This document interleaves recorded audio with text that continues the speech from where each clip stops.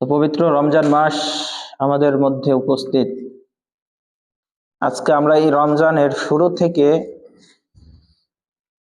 চাঁদ ওঠা থেকে একটা দিনের মধ্যে কি আমলগুলো করা লাগে এই বিষয়ে আমরা সামান্য কিছু কথা বলবো। আল্লাহ তাআলা সে তৌফিক দান করুক, সবাই পড়ি আমিন। প্রথমত রমজান মাস যখন আসে, আমরা তো এই কয়দিন ধরে অনেকবারই এই আলোচনাগুলো করেছি। তো রমজান মাস শুরু হয় সন্ধ্যার পর থেকে। কখন থেকে? সন্ধ্যার পর থেকে। আরবি হিসাবে শুরু হয় মাগরিবের পর থেকে, তাই না? আর ইংরেজি হিসাব শুরু হয় 12টার পর থেকে রাত।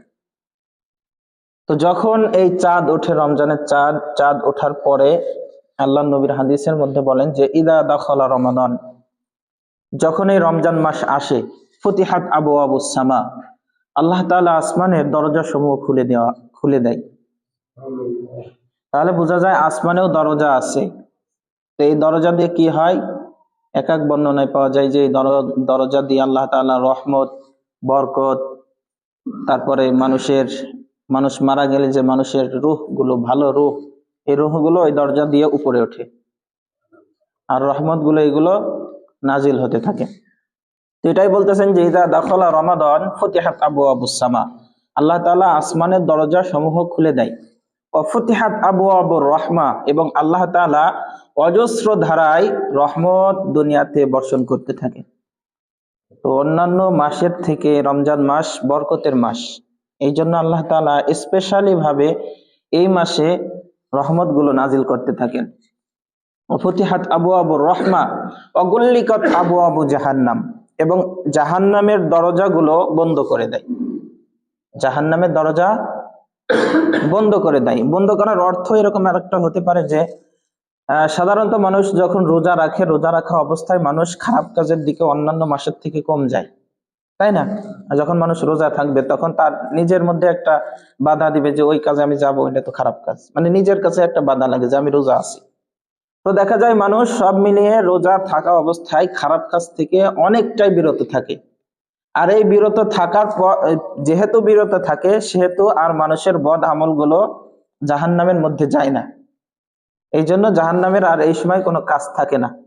এই জন্য জাহান্নামের দরজাগুলো বন্ধ করে দেওয়া হয়, মানে মানুষ ভালো হয়ে যায়, নেক কাজ করে, এই জন্য এই জাহান্নামের দরজা আল্লাহ তাআলা বন্ধ করে নেয়। বুঝতে পারছি? এরপর বলতেছেন যে ওয়াসুল সিলাতিস শায়াতিন, আর শয়তানকে আল্লাহ তাআলা শিকল দ্বারা আবদ্ধ করে ফেলে, বেঁধে ফেলে। তো শিকল দ্বারা বাঁধার পরেও তো দেখা যায় মানুষ শয়তানি করে বেড়ায়, খারাপ কাজ করে না? তাহলে বোঝা যায় যে শিকল দ্বারা আবদ্ধ হওয়ার পরেও যে মানুষগুলো এরকম খারাপ কাজের মধ্যে যায়, ওদের মধ্যে শয়তানের ধোঁকাই না, ওরা নিজের অভ্যাসগত ভাবে এই শয়তানি কাজগুলো করে বেড়ায়। যে এতদিন করছে, এই একটা অভ্যাস হয়ে গেছে। মানুষ যখন দেখবেন অভ্যাস হয়ে যায়, এটা সহজে ছাড়তে পারে না, ছাড়তে কষ্ট হয়। তো এই মানুষ অভ্যাসগত দিক দিয়ে মানুষ এই কাজগুলো করে বেড়ায়। কিয়ামতের ময়দান যখন হবে, তখন মানুষ আল্লাহ তাআলাকে বলবে যে আল্লাহ, আমি তো শয়তানের ধোঁকায় পড়ে রমজানে রোজা রাখতে পারি নাই, নামাজ পড়তে পারি নাই, আমার কোনো দোষ নাই, দোষ হলো শয়তানের। তখন ওই শয়তান উঠবে, ওই সময় উঠে বলবে যে আল্লাহ, সবাই এই কথা জানতো যে রমজান মাসে আমাকে বাধা হয়, রমজান মাসে আমাকে বেঁধে ফেলানো হয় শিকল দিয়ে, তো আমি তো বাধাই ছিলাম, তাহলে আমার ধোঁকা দিলাম কোন সময়? যখন শয়তান বলবে যে আল্লাহ তো আমার তহমত দিচ্ছে, ও আমার নামে গীবত করতেছে, আমার নামে ভুল কথা বলতেছে, কারণ ওই সময় তো আমি বাধাই ছিলাম, ও নিজের মতো নিজে করছে, তখন এই মানুষগুলো ওই সময় কি হবে? ধরা খেয়ে যাবে। শয়তানের দোহাই দিয়েও ওই সময় আর পার পাওয়া যাবে না। এই জন্য শয়তানকে আল্লাহ তাআলা এই মাসে বেঁধে ফেলেছে, যাতে মানুষ এই শয়তানের কথা বলে ওই সময় পার না পেতে পারে। বুঝতে পারছি? তাহলে এই হাদিস থেকে আমরা বুঝলাম যে যখন রমজান মাস আছে, আল্লাহ তাআলা আসমানের দরজা খুলে দেয়, রহমত নাজিল করতে থাকে, জাহান্নামের দরজা বন্ধ করে দেয়, শয়তানকে শিকল দ্বারা আবদ্ধ করে ফেলে। এখন এটা গেল হলো রমজান শুরু হলো, চাঁদ ওঠার পর থেকেই তো, যেহেতু সন্ধ্যা থেকে রমজান শুরু, আর এই সন্ধ্যা থেকেই এই কাজগুলো শুরু হয়ে গেল। দ্বিতীয় নম্বর হলো যে যখন রমজান মাস শুরু হয়ে গেল সন্ধ্যার পর থেকে, তাই না? তো এই মাসটা কেমন? আল্লাহ নবী বলেন যে ইয়া আইয়ুহান নাস, হে মানব সমাজ, কদ আযাল্লাকুম শাহরুন আযীম, যে এই মাসটা তোমাদের জন্য ছায়াপাতের মতো, ছায়ার মতো। দেখবেন যে যখন মানুষ মাঠে যায়, মাঠে যাওয়ার পর প্রচুর রোদ, এই রোদের মধ্যে যখন একটা বড় একটা গাছ থাকে, গাছের নিচে কি ছায়া থাকে না?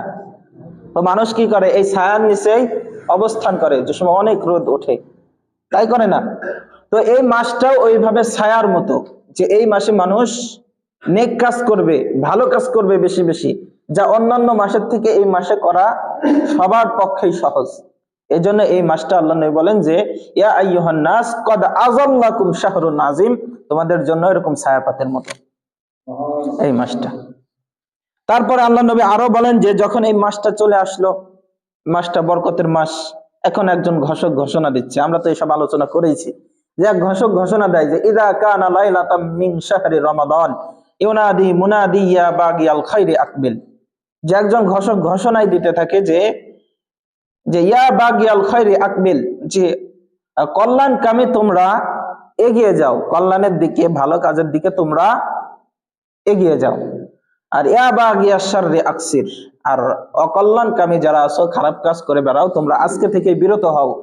আলিল্লাহি ওয়া তাকাউ আলান নার নাস, আল্লাহ তাআলা এই মাসে অসংখ্য মানুষকে মাফ করে দেয়। আর এই ঘোষণা প্রথম রমজান থেকে শেষ রমজান পর্যন্ত এরকম এই ঘোষণা হতেই থাকবে। তার মানে প্রতিদিনই একজন ফেরেশতা এই ঘোষণা প্রতি রাত্রেই দিতে থাকতেছে। তাহলে বুঝলাম যে প্রথম রাত শুরু হলো, আল্লাহ তাআলা আসমানের দরজা খুলে দিল, রহমত নাজিল করলো। দ্বিতীয় হাদিস থেকে বুঝলাম যে এই মাসটা হলো রহমতের মাস, ছায়াপাতের মতো। 3 নম্বর হাদিস থেকে আমরা বুঝলাম যে এই মাসটা হলো একজন ফেরেশতা ঘোষণাই দিচ্ছে যে তোমরা ভালো কাজ করো, খারাপ কাজ থেকে বিরত হও। এখন আসেন আর একটু রাত্রে যখন যাব, তখন আল্লাহ নবী আরেকটা হাদিসের মধ্যে বলেন যে মান কামা রমাদান ঈমানাও ওয়া ইহতিসাবান গুফিরা লাহু মা তাকাদ্দামা মিন যামবি। তো আল্লাহ নবী বলতেছেন যে মান কামা রমাদান, যখন রমজান মাস আসবে তখন তোমরা রাত্রে বেলায় দাঁড়িয়ে যাবে। রাত্রে বেলায় কি করবে? দাঁড়িয়ে যাবে। কিসে দাঁড়াবে? নামাজে। সেই নামাজটা কি নামাজ? তারাবির নামাজ, কিয়ামুল লাইল যেটা বলা হয়, রাতের নামাজ। তো যে ব্যক্তি রাত্রে বেলায় ইমানের সাথে ইমানকে বিশ্বাস করে, আল্লাহকে বিশ্বাস করে যে ব্যক্তি রাতের নামাজে দাঁড়িয়ে যাবে, আল্লাহ নবী বলেন যে গুফির লাহু মা তাকাদ্দামা মিন যামবি, আল্লাহ তাআলা তার জীবনের গুনাহকে মাফ করে দিবেন। তাহলে বুঝতে পারলাম, এখন রমজান শুরু থেকে এই পর্যন্ত আমরা বুঝতে পারছি, তারাবি পর্যন্ত। এখন আসেন সাহারির সময় থেকে আমরা শুরু করি। যখন সাহারির সময় হয়, আল্লাহ নবী সাল্লাল্লাহু আলাইহি ওয়াসাল্লাম বলেন যে তাসাহহারু ফা ইন্না ফিস সাহুরি বারাকা, যে তোমরা সাহারি খাও, কেননা সাহারের মধ্যে বরকত রয়েছে। সাহারের মধ্যে কি রয়েছে? বরকত। অন্যান্য সময় দেখা যায় কোনো খাবারের মধ্যে বরকত আছে এই কথা আল্লাহ নবী বলে নাই। খাবারের মধ্যে বরকত আছে এটা আমরা জানি, কিন্তু আল্লাহ নবী অন্যান্য সময়ের কথা বলে নাই। কিন্তু এখানে বলছে যে তাসাহহারু, তোমরা সাহারি খাও, ফা ইন্না ফিস সাহুরি বারাকা, কেননা ওই সাহারের মধ্যে বরকত রয়েছে। সাহারের মধ্যে কি রয়েছে? বরকত রয়েছে। তাহলে আমাদের কি করতে হবে? সাহারি খাইতে হবে। কেউ যদি মনে করে যে না আমি সাহারি খাবো না, এই রাত্রে বেশি খাওয়া হয়ে গেছে, আমি এই অবস্থায় রোজা রাখবো, তাও হয়। তাও মনে করেন কেউ রাত্রে উঠতে পারে নাই, ওই রাত্রে উঠতে পারে নাই, এখন মনে করছে যে এইভাবেই রোজা রাখবো, রোজা রাখলে রোজা হয়ে যাবে। কিন্তু কেউ যদি মনে করে যে রাত্রে খাইতে পারি নাই, দিনের বেলা রোজা রাখবো না, তাইলে কিন্তু আবার সে গুনাহগার হবে। কারণ রোজা যেহেতু ফরজ, রোজা ছাড়ার জন্য তার কি হবে? গুনাহ হবে। তাহলে আল্লাহ নবী বলেন যে তাসাহহারু ফা ইন্না ফিস সাহুরি বারাকা, তোমরা সাহারি খাও, সাহারির মধ্যে বরকত রয়েছে। আল্লাহ নবী আরেক হাদিসের মধ্যে বলেন যে ফাসলু মা বাইনা সিয়ামিনা ওয়া সিয়ামি আহলিল কিতাব, যে আহলে কিতাব বলা হয় হলো ইহুদি খ্রিস্টানদের। আহলে কিতাব বলা হয় কাদের? ইহুদি খ্রিস্টানদের।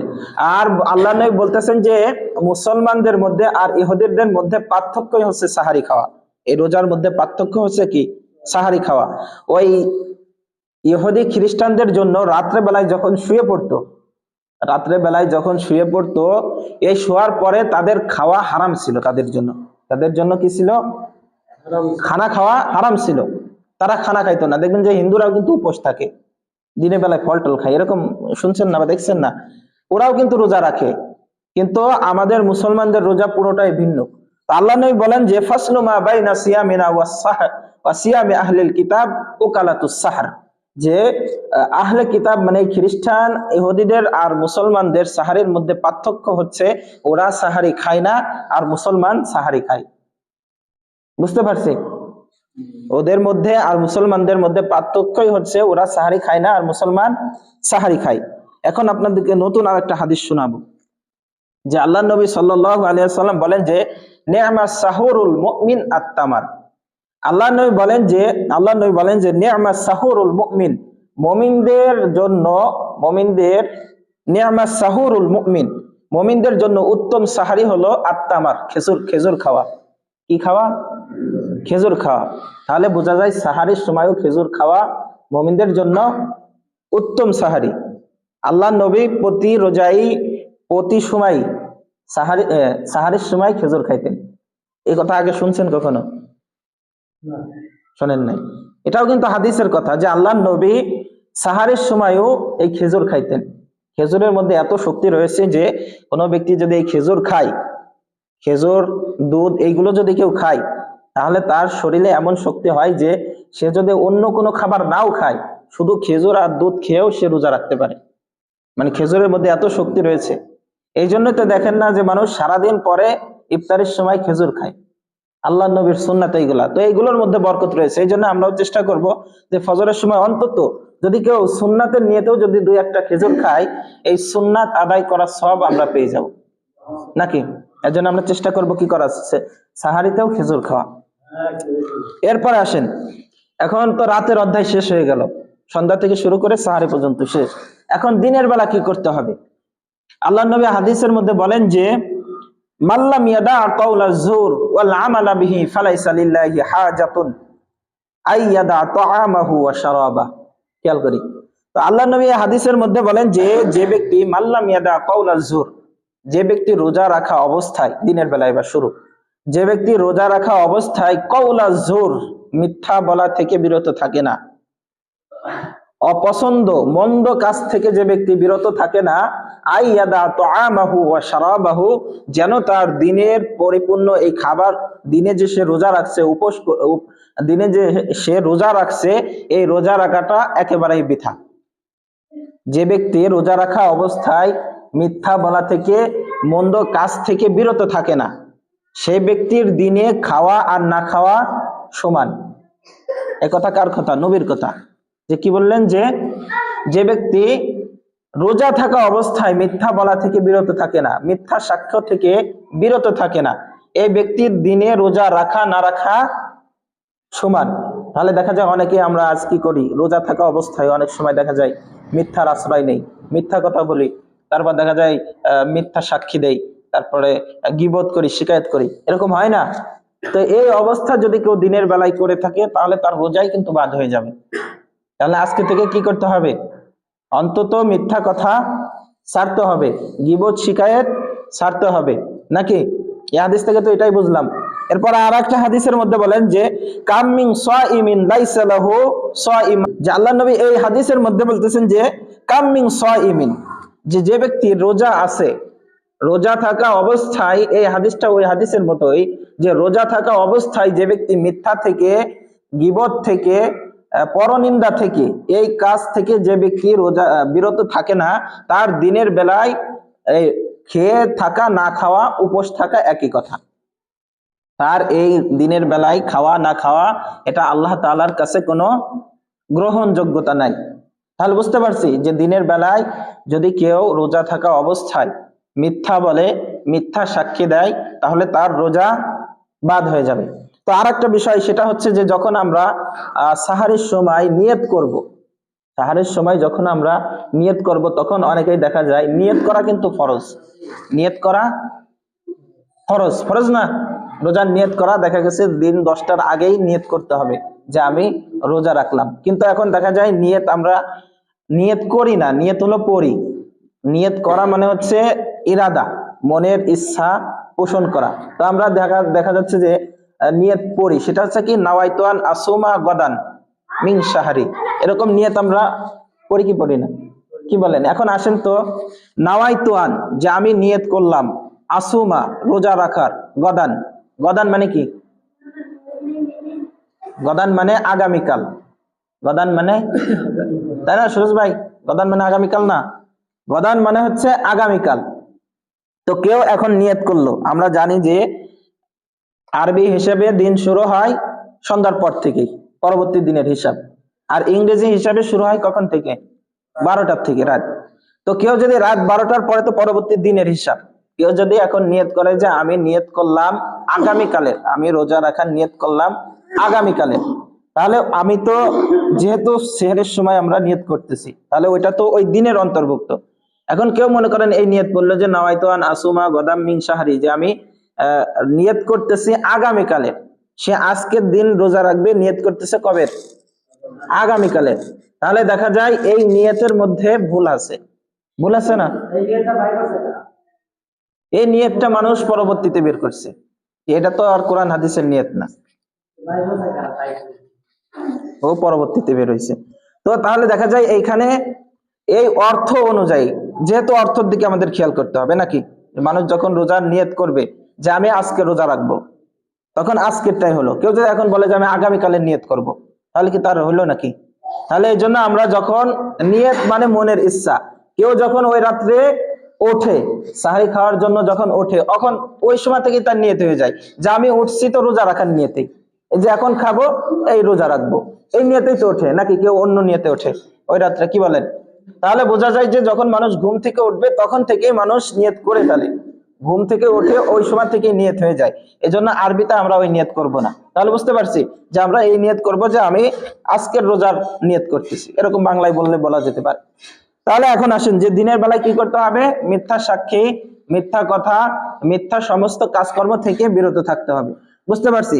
এরপরে এখন যদি দিনের বেলায় যেহেতু রোজা রাখতে হবে, রোজা না রাখলে কি হবে? আমরা গত সপ্তাহে সে হাদিসগুলো বলছিলাম নাকি, যারা উপস্থিত ছিলেন তারা শুনেছেন, তারপরে একটু বলে যাই।